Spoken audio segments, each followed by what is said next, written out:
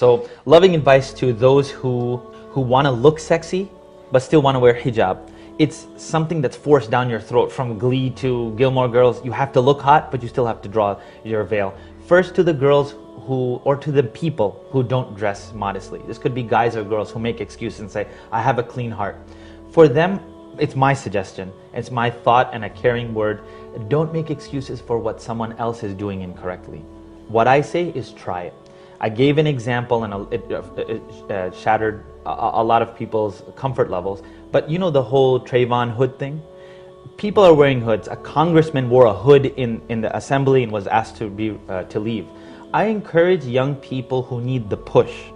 Don't do it for Trayvon, but put a hijab or dress modestly. Stop wearing such tight clothing. And when someone says, hey, you look different, it's like, hey, I'm trying to represent. You could make up a funny excuse, as it's like an analogy. You can be like, oh, it's like the Trayvon thing. I'm just trying to dress confidently. This gives us an excuse to get around, because we worry about what people say. The last and most important thing is, I mean this with all due respect to my sisters, I don't grow up knowing that I'm not growing up saying that it's easy to wear hijab in America. But I am saying this much: if you're going to put the cloak on your head, then match the part. If I'm going to wear a baseball cap sideways covering one eyebrow and I have a chain, I ain't going to walk around in a suit with a handkerchief, right? I'm going to play the part.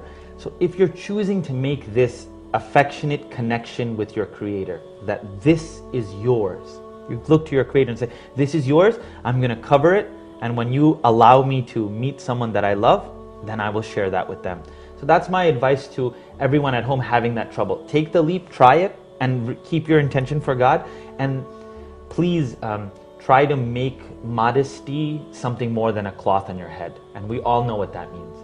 The hijab is not the cloth on the head. It's khimar, which is something that comes over your head and covers your neck and your bosoms. And also, it doesn't indicate that you have legs. We're being real, right? Absolutely, we got to keep it real. Men are not, they're not exactly the most beautiful creatures in the world, right? But a woman carries that honor.